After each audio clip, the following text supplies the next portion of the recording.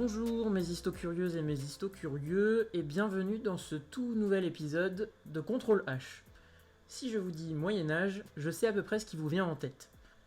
Vous allez forcément me sortir une image d'un château en pierre, bien costaud comme il faut et planté en haut de sa colline, avec des chevaliers en armure étincelante sur leurs beaux chevaux blancs, prêts à partir à la guerre pour défoncer le premier ennemi qui vient.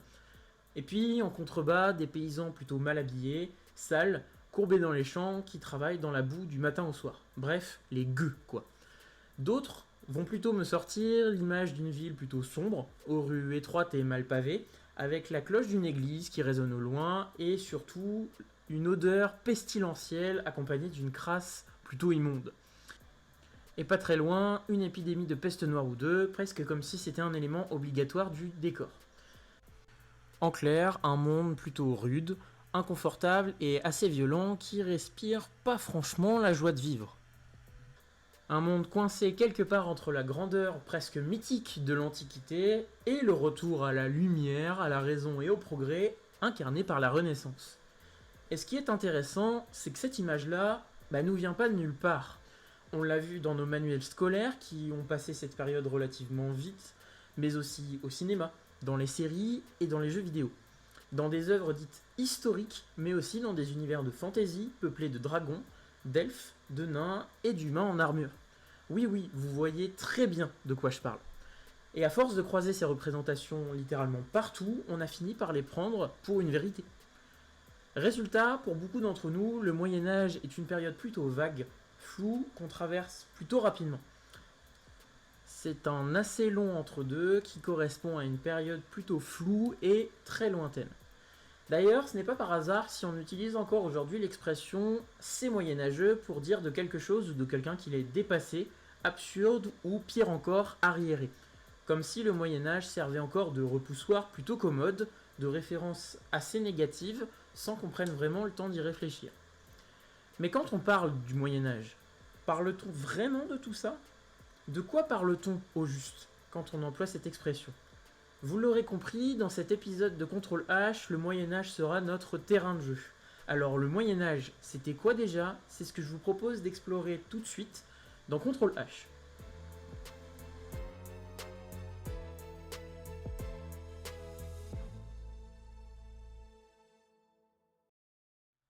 Alors, quand on pense au Moyen-Âge, les images qui surgissent dans notre esprit ne sont pas le fruit du hasard. Elles ne tombent pas du ciel. Et surtout, elles ne viennent pas directement des hommes et des femmes qui vivaient entre le 5e et le 15e siècle de notre ère. Ce n'est pas comme si les médiévaux nous avaient laissé un manuel intitulé « Voilà comment il faut se souvenir de nous ». En réalité, la vision que nous avons aujourd'hui du Moyen-Âge est le résultat d'une construction plutôt lente, progressive et complexe, étalée sur plusieurs siècles. Une construction historique, culturelle, mais surtout intellectuelle. Et pour comprendre pourquoi cette période nous semble encore aujourd'hui un peu sombre, floue ou arriérée, il faut commencer par une question pourtant toute simple. D'où vient au juste cette idée de Moyen-Âge ? La première chose à comprendre, c'est que le terme lui-même n'existait pas pour ceux qui vivaient à cette époque. Aucun paysan, aucun moine, aucun chevalier ne s'est jamais levé un matin en se disant « Quelle belle journée dans ce Moyen-Âge ». Pour les gens qui vivaient alors, il n'y avait pas de Moyen-Âge. Il y avait un présent, un passé proche et un futur incertain. Point barre. Exactement comme nous, aujourd'hui. L'expression Moyen-Âge, elle apparaît après coup, bien après la période qu'elle désigne. On en trouve une première trace à la fin du XVe siècle sous une forme latine, Media Tempestas, chez un humaniste italien, Giovanni Andrea Bussi. Puis, au XVIe siècle, l'expression Media Aetas, donc Moyen Âge, commence à circuler chez d'autres intellectuels italiens. Autrement dit, le Moyen Âge est une étiquette posée a posteriori, après la période, et inventée par des gens qui n'y vivaient plus. Et ça change tout. Mais alors, pourquoi parler d'âge moyen ? Moyen entre quoi et quoi, grosso modo ? Eh bien, pour le comprendre, il faut se plonger dans la manière dont les penseurs de la Renaissance conçoivent l'histoire. Donc au XVe et XVIe siècle, aux alentours de 1400-1500, ces intellectuels redécouvrent les textes grecs et romains. Ils admirent l'Antiquité, qu'ils considèrent comme un âge d'or intellectuel, artistique et philosophique. On redécouvre les Cicérons, les Tite-Live à gogo, et on se prend à idéaliser sur cette Antiquité fantasmée qui leur donne le sentiment de vivre un moment exceptionnel. une sortie de crise, un renouveau, une renaissance, et le mot n'est pas choisi au hasard. Entre ces deux moments, il place donc une période intermédiaire, ni aussi brillante que l'Antiquité, ni encore aussi éclairée que leur présent, un âge du milieu quoi, média aetas, moyen âge, entre les deux. Et ce n'est pas neutre cette idée de moyen âge, car dans cette vision, cet âge intermédiaire est perçu comme moins lumineux, moins créatif et moins rationnel. Une période de transition qui est parfois même une période de décadence, dans la pensée de certains théoriciens. Le mot moyen ne signifie pas seulement au milieu, il suggère aussi quelque chose de médiocre, de secondaire et de moins bon. Avant même que le concept de Moyen-Âge ne soit pleinement formalisé, certains intellectuels médiévaux tardifs, comme Pétrarque qui vivait au XIVe siècle, parlaient déjà d'un temps obscur, par contraste avec la splendeur de l'Antiquité. L'historien Robert Bartlett, donc un historien américain, résume très bien ce mécanisme. Il précise que l'Antiquité est associée à la lumière et tout ce qui vient après est jugé en fonction de ce modèle. Ce qui ne brille pas, donc ce qui n'est pas lié à l'Antiquité, est perçu comme déficient, est perçu comme moins bien, grosso modo. Autrement dit, l'idée d'un Moyen-Âge sombre ne vient pas des médiévaux eux-mêmes. Elle est le produit d'un regard extérieur, porté par des hommes qui se pensent comme les héritiers directs de l'Antiquité idéalisée et comme les acteurs d'un renouveau historique. Et malheureusement, cette vision, elle ne disparaît pas avec la Renaissance. Au contraire, elle va faire que se renforcer au fil des siècles et au fil des années. Au XVIIIe siècle, donc bien plus tard, les philosophes des Lumières en France s'en emparent et lui donnent une nouvelle fonction. Chez des auteurs connus comme Voltaire ou Édouard Gibbon en Angleterre, le Moyen-Âge devient un contre-modèle. Pour rappel, la philosophie des Lumières a pour but de contredire les idées de l'Ancien Régime, donc c'est-à-dire une période dominée sur toute la durée par la superstition, le poids de la religion, de préférence catholique bien sûr, l'autorité et l'absence de pensée critique. Face à cela, les Lumières, comme Voltaire et Rousseau, se définissent comme l'âge de la raison, de la science et du progrès.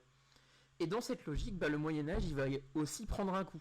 Ce n'est plus seulement une période qui est passée, ça devient un modèle qu'il faut dépasser.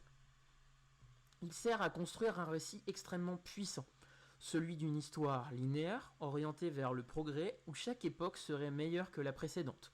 Ce qui est ancien est suspect, et ce qui est médiéval est arriéré. Et là encore, ce n'est pas une lecture neutre de l'histoire, c'est une manière de penser le passé pour mieux valoriser le présent. Continuons un peu notre chemin et allons au XIXe siècle, avec le romantisme. Cette image du Moyen-Âge va encore se compliquer. D'un côté, on continue à associer le Moyen-Âge à la violence, à l'irrationnel et à la brutalité. Mais de l'autre, des artistes vont commencer à l'idéaliser. Ça va devenir un monde de chevalerie, de foi, de mystère et de grandes passions, comme Tristan et Iseut ou encore, que sais-je, vous trouverez des exemples. Un Moyen-Âge qui est donc à la fois sauvage mais aussi fascinant, qui est à la fois sombre mais aussi extrêmement sublime. Et cette ambivalence, elle va s'ancrer durablement dans l'imaginaire collectif, et elle ne va plus vraiment nous quitter. Mais cette vision ne s'est pas diffusée uniquement par les livres savants ou les débats intellectuels. L'école a joué un rôle fondamental, qu'elle le veuille ou non, dans cette diffusion de l'idéal moyenâgeux. Pendant longtemps, les manuels scolaires ont présenté le Moyen-Âge comme une vaste parenthèse entre deux âges. On retrouve la thématique de l'Antiquité puis de la Renaissance. C'est un découpage simple, qui est certes efficace et facile à mémoriser, mais qui est aussi profondément trompeur. Il faut quand même rappeler que présenter 1000 ans d'histoire comme un simple entre-deux, c'est renforcer l'idée d'une période floue, sans identité propre et définie surtout parce qu'elle n'est pas. Des générations d'élèves ont ainsi grandi avec l'idée que le Moyen-Âge était une époque confuse, globalement inférieure, qu'il fallait traverser rapidement pour arriver aux périodes jugées plus importantes. À cela s'ajoute enfin la culture populaire contemporaine. Cinéma, séries, jeux vidéo, romans, le Moyen-Âge, il est partout, mais rarement sous sa forme historique. On y retrouve toujours les mêmes codes visuels, les châteaux, les armures, la boue, les batailles sanglantes, les épidémies et la sorcellerie. Ces images sont efficaces, spectaculaires et émotionnellement puissantes.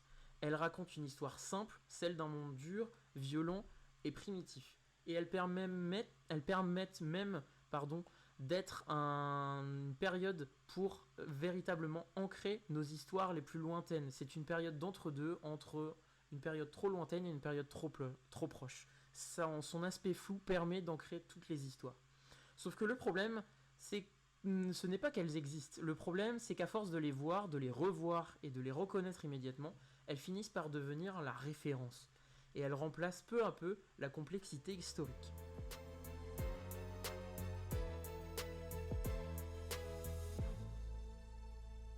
Maintenant que j'ai précisé l'origine entre guillemets de ces images, une chose devrait être plutôt claire. La vision caricaturale que l'on a du Moyen-Âge, elle ne tient pas forcément la route par rapport à ce que l'on sait de l'histoire réelle. Et pourtant, malgré tout ce que l'on sait aujourd'hui, ces clichés ils continuent de circuler malgré tout. Ils s'imposent et même ils structurent notre langage quotidien. La question qu'on devrait se poser maintenant, c'est plus d'où viennent ces images, mais plutôt pourquoi elles fonctionnent encore aussi bien dans nos sociétés actuelles. Une première piste de réponse tient à la fonction symbolique que le Moyen-Âge remplit dans nos sociétés contemporaines. Qu'on le veuille ou non, le Moyen-Âge il agit toujours comme un repoussoir plutôt commode, une sorte de passé négatif auquel on compare le présent pour mieux s'en distinguer. Quand on qualifie quelque chose de Moyen-Âge, il ne s'agit pas simplement de dire que c'est ancien, c'est une manière de disqualifier moralement, intellectuellement et politiquement ce que l'on critique. Par exemple, dire de Bertrand qu'il a un sweat qui est un peu moyenâgeux, c'est pas forcément gentil. Voilà.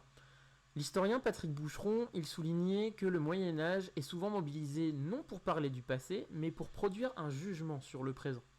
C'est-à-dire en gros de qualifier, de distinguer le présent en fonction d'un référentiel négatif. Dans ce cadre, le Moyen-Âge, ça correspond à une étiquette rapide et efficace. L'étiquette de quelque chose d'irrationnel, de violent et d'archaïque. Tout ce dont est affublé le Moyen-Âge. Peu importe la réalité historique, l'essentiel est l'impact immédiat de ce mot sur l'auditeur ou le lecteur. Autrement dit, le cliché survit parce qu'il est utile. Et cette utilité, elle se voit particulièrement dans le champ politique et médiatique, par exemple. Dans les débats publics, invoquer un retour au Moyen-Âge dramatise instantanément une situation sans nécessité d'explication détaillée. Quand un candidat politique, par exemple, va critiquer la solution de l'adversaire en disant que on revient aux temps anciens, qu'on retourne au Moyen-Âge, c'est quelque chose pour décrédibiliser son argument. L'historien Florent Besson parle à ce sujet d'usage polémique du passé, où le Moyen-Âge sert de réserve de symboles négatifs, mobilisables en fonction des usages qu'on veut lui affubler. Mais cette persistance ne s'explique pas uniquement par la politique ou les médias. Elle tient aussi à la force narrative et esthétique du Moyen-Âge dans la culture contemporaine. Que ce soit dans les films, dans les séries, dans les jeux vidéo ou même dans les romans, le Moyen-Âge, il est omniprésent. Mais il s'agit rarement du Moyen-Âge perçu par les historiens. C'est un Moyen-Âge que l'on retrouve stylisé, exagéré et saturé de violence et de contraste, car ce décor est immédiatement lisible et spectaculaire, et surtout immédiatement compréhensible par les lecteurs ou les auditeurs. La boue, les armures, les châteaux, les famines et les épidémies de peste noire racontent une histoire qui est plutôt simple pour son auditeur, celle d'un monde dur, brutal, sans nuances auquel il faut s'écarter. L'historien William Blanc parle d'un Moyen-Âge pop, reconstruit pour répondre aux attentes émotionnelles et esthétiques du public contemporain, bien plus qu'aux exigences des vérités historiques. En gros, ce qu'il veut dire par là, c'est que on a une image d'un Moyen-Âge qui correspond à notre imaginaire collectif. Ce n'est pas une falsification volontaire à proprement dit, mais une adaptation narrative. Le problème, il apparaît quand cette version fictionnelle devient la référence dominante dans l'imaginaire collectif. Pour beaucoup, pour faire simple, le Moyen-Âge, c'est ça. Un autre facteur qui pourrait expliquer la persistance de ces images réside dans notre rapport au progrès. Nos sociétés contemporaines ont tendance à penser l'histoire comme une marche continue vers l'amélioration. Il faut toujours plus de science, toujours plus de droit et toujours plus de rationalité. Et dans ce récit, le Moyen-Âge, il prend encore un coup, parce qu'il occupe naturellement la place de ce que nous avons dépassé. L'historien François Hartog parle de régime d'historicité, pour désigner la manière dont chaque époque se situe par rapport à son passé. Et dans notre régime actuel, le passé, il est souvent perçu comme un stock d'erreurs à ne pas reproduire. Et le Moyen-Âge, en ce sens, il est décrié. Le Moyen-Âge, Il devient ainsi un contre-exemple permanent, une étape nécessairement inférieure sur l'échelle du progrès. Reconnaître sa complexité, ses innovations ou ses dynamiques internes viendrait brouiller ce récit plutôt rassurant. Or, les récits simples sont plus confortables que les réalités nuancées. Enfin, il faut aussi évoquer la transmission du savoir historique, qui joue un rôle dans notre vision du Moyen-Âge. Les avancées de la recherche universitaire mettent parfois des décennies à atteindre le grand public. Les historiens, qui produisent des connaissances de plus en plus fines au fur et à mesure, produisent des savoirs qui mettent parfois beaucoup de temps à sortir du monde académique. L'un des grands historiens de la période médiévale, Jacques Le Goff, soulignait déjà ce décalage entre savoir savant et représentation collective. Il appelait, dans plusieurs de ses ouvrages, à une meilleure médiation historique, de sorte à transmettre d'une façon beaucoup plus simple le savoir issu des académies vers le grand public. Et ce fossé entre université et imaginaire collectif explique pourquoi certaines idées reçues continuent d'exister malgré leurs invalidations par les historiens. Ce n'est pas tant une résistance du grand public au savoir qui est proposé, mais plutôt un retard de diffusion, et même plus loin, un retard d'acculturation de ce savoir. Enfin, on pourrait finir par une raison un peu plus profonde, presque inconfortable. Pour certains, le Moyen-Âge, il dérange. C'est une époque qui ne se laisse pas facilement juger avec nos catégories actuelles. Que ce soit les rapports à la religion, à la violence, au pouvoir, au corps ou à la sexualité, ils sont radicalement différents de notre période. Et face à cette altérité, face à cette autre vision, la caricature devient une stratégie de simplification. Pour faire simple, simplifier, c'est rendre le passé moins menaçant, plus facile à classer et plus confortable à manipuler. Et c'est ce qui explique que, même en connaissant la vérité historique, nos images du Moyen-Âge restent vraiment vivaces, même à l'heure actuelle.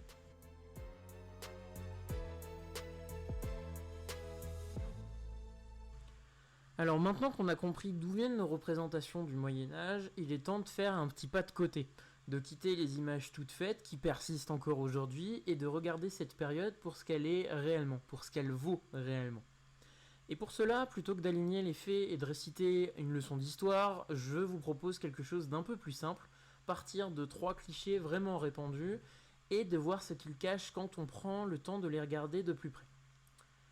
Alors tout d'abord, quand on parle du Moyen-Âge, on le considère comme s'il s'agissait d'un bloc vraiment compact, d'un monolithe d'histoire, d'un grand moment figé coincé quelque part entre l'Antiquité et les temps modernes, comme une parenthèse un peu floue mais homogène et dense. En réalité, c'est littéralement tout l'inverse. Traditionnellement, on situe le Moyen-Âge entre 2 dates bien connues, 476 et la chute de l'Empire romain d'Occident, et 1492 avec le voyage de Christophe Colomb et la découverte de l'Amérique. Alors ces repères, je dis pas, ils sont pratiques et faciles à retenir, voire très rassurants pour certains. Mais ils donnent une illusion extrêmement trompeuse, celle que le Moyen-Âge est une période avec des frontières bien nettes, comme si l'histoire fonctionnait avec un interrupteur. Un coup on est dans le Moyen-Âge, un coup on ne l'est plus. Pour faire simple, personne, en 476 par exemple, ne s'est réveillé en disant « Ça y est, l'Antiquité est finie, nous entrons dans le Moyen-Âge, youpi youpi là !» Et même à la fin de la période, on peut se dire la même chose, mais plus loin encore. Les historiens ne savent même pas quand l'a terminé. Alors on a évoqué 1492, mais que prendre en 1492 ? La découverte de Christophe Colomb ou la fin de la Reconquista par les rois catholiques en Espagne, à la chute du dernier royaume musulman en Espagne ? Est-ce qu'on prend 1492 ou 1453 avec la prise de Constantinople par les Turcs ?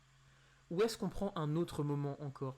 Vous voyez où je veux en venir ? Ces débats montrent bien une chose, que le Moyen-Âge ne commence pas et ne se finit pas d'un coup. En vérité, le Moyen-Âge, c'est plus de 1000 ans d'histoire. 1000 ans pendant lesquels les sociétés européennes, elles ont profondément changé. Les structures politiques, elles ont évolué sur la période, les économies, elles se sont durablement transformées, et ce sont là que les villes se sont apparues, ont disparu, et puis ont subi des renaissances. Les rapports au pouvoir, à la religion et à la culture se sont aussi modifiés sans cesse. C'est pour cela que l'on distingue aujourd'hui un haut Moyen-Âge, un Moyen-Âge central et un bas Moyen-Âge.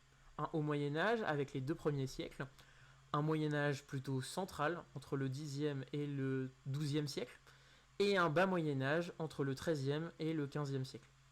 Et ces périodes peuvent parfois se ressembler très peu.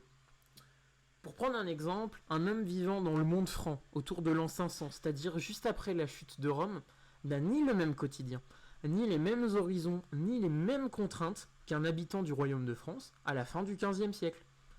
Parler du Moyen-Âge au singulier, sans nuance, juste comme ça, c'est comme écraser une diversité immense sous une étiquette trop simple.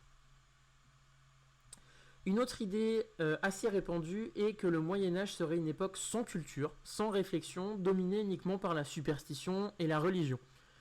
Là encore, cette image, elle ne tient pas longtemps. Dire qu'une société n'a pas de culture parce que ses références ne sont pas les nôtres, c'est déjà poser un jugement très contemporain. Toute société produit des formes de pensée, des arts, des savoirs, même si ceux-ci nous paraissent éloignés ou déroutants.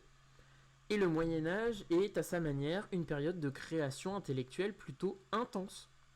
Dès le IXe siècle, par exemple, on observe un vaste mouvement de renouveau culturel en Europe, avec des réformes éducatives, des développements des écoles, un effort massif de copie des textes antiques et une uniformisation de l'écriture. Cette réforme, elle a été initiée par un grand personnage que vous connaissez, qui n'est autre que Charlemagne, c'est pour cela qu'on l'appelle la réforme carolingienne. Et une grande partie de ce que nous savons aujourd'hui de l'Antiquité nous est parvenue grâce à ce travail médiéval. Sans ces copistes, sans ces lettrés, ceux qui savent écrire, une part considérable des œuvres antiques aurait tout simplement disparu. Et puis, à partir du XIIe siècle, apparaissent les premières universités européennes, c'est-à-dire des lieux où on enseigne, où on débat, où on confronte les idées, où on y étudie la théologie, c'est-à-dire l'étude des savoirs, mais aussi le droit, la médecine et la philosophie. Bref, des lieux où l'on produit des savoirs, des lieux de culture. Donc loin d'être un âge obscur, le Moyen-Âge est une période où l'on pense, où l'on discute et où l'on transmet surtout. Simplement, les cadres intellectuels ne sont pas les mêmes que les nôtres. La religion structure la réflexion, mais elle n'empêche ni la curiosité, ni le raisonnement et ni la controverse.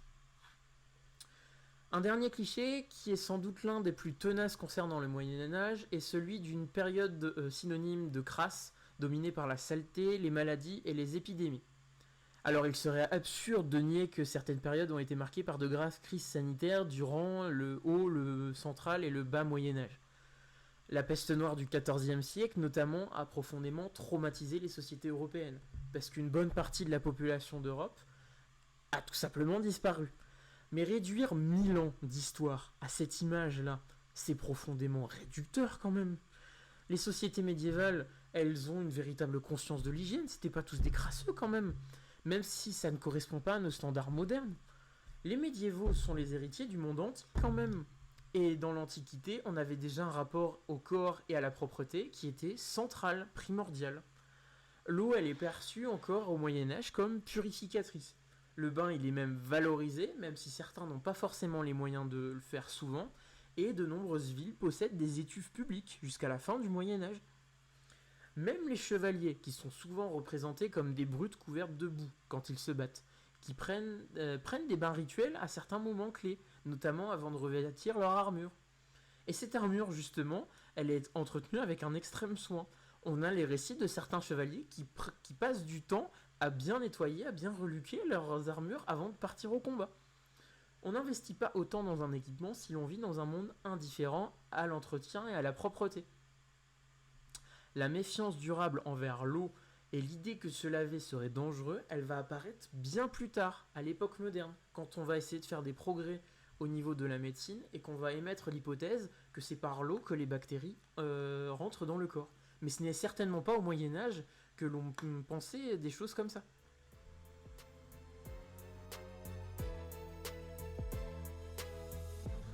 Donc, pour conclure, si on prend un peu de recul, une chose nous apparaît un peu plus clairement maintenant. Ce que nous appelons le Moyen-Âge, ce n'est pas seulement une période du passé, c'est aussi, et peut-être surtout, un miroir. Un miroir dans lequel chaque période a projeté ses peurs, ses valeurs, mais aussi ses certitudes. La Renaissance, par exemple, elle y a vu ce qu'elle voulait dépasser. la période des Lumières, ce qu'il fallait combattre par-dessus tout. Et le 19e siècle, à la fois un monde brutal, mais aussi extrêmement fascinant. Et nous, aujourd'hui, nous y voyons souvent ce que nous ne voulons pas être. Les images que nous associons au Moyen-Âge, comme la violence, l'ignorance, la saleté, ou encore l'irrationalité, ne sont pas des évidences historiques. Ce sont des outils avant tout, des raccourcis qui sont parfois extrêmes et des manières simples de dire « Ouais mais avant c'était pire ». Le problème, ce n'est pas que ces images existent en soi, ça dérange pas. Le problème, c'est qu'elles finissent par remplacer la réalité. Et là, c'est beaucoup plus dangereux. Car à force de les répéter, on ne voit plus le Moyen-Âge comme une période complexe, traversée par des transformations profondes, mais comme une caricature figée que l'on pense universelle. Et pourtant, quand on prend le temps de regarder de plus près, comme ce que nous avons fait lors de cet épisode, cette caricature, elle se fissure. On découvre une période qui est longue, multiple et surtout changeante, tout en mosaïque. C'est un monde qui pense, qui débat, qui crée et surtout qui transmet. C'est aussi un monde qui a ses violences, ses crises, ses épidémies comme tous les autres, mais aussi ses innovations, ses savoirs et ses formes de rationalité qui lui sont propres. Reconnaître cela ne consiste pas à idéaliser le Moyen-Âge à proprement dit. Il ne s'agit pas de dire que c'était mieux avant. Il s'agit simplement de prendre le passé au sérieux dans toute sa complexité. Car au fond, caricaturer le Moyen-Âge, ce n'est pas seulement mal comprendre cette période, c'est aussi se raconter une histoire rassurante sur nous-mêmes. Une histoire dans laquelle nous serions nécessairement plus rationnels, plus propres, et plus éclairés que ceux qui nous ont précédés. Or, l'histoire, elle n'est pas là pour nous rassurer. Et surtout, l'histoire, on le sait maintenant, ce n'est pas une ligne droite. L'histoire n'est jamais linéaire. Ce n'est pas une marche triomphale vers le progrès non plus. On ne marche pas vers la lumière en somme. C'est plutôt une succession de mondes différents, avec leur propre logique, leurs propres solutions liées à leurs propres problèmes, et surtout leurs propres contradictions. Peut-être que le Moyen-Âge nous dérange précisément pour cette raison, parce qu'il nous rappelle que nos évidences ne sont pas universelles, que nos manières de penser, de croire, de vivre ne vont pas de soi, et que ce que nous appelons progrès dépend toujours du point de vue de ce que l'on adopte. Alors, la prochaine fois que vous entendrez quelqu'un parler d'un retour au Moyen-Âge, ou la prochaine fois que le mot moyenâgeux sera utilisé comme une insulte, vous pourrez peut-être vous poser une simple question. De quel Moyen-Âge parle-t-on exactement ? Pas celui des historiens, pas celui des hommes et des femmes qui ont vécu là-bas autrefois, mais celui que nous continuons, encore aujourd'hui, à fabriquer pour parler de nous-mêmes. Et c'est peut-être là, finalement, que le Moyen-Âge commence à devenir vraiment intéressant. Je vous remercie pour votre écoute. J'espère que cet épisode vous aura plu. En tout cas, je vous dis à très bientôt pour un nouvel épisode de Contrôle H.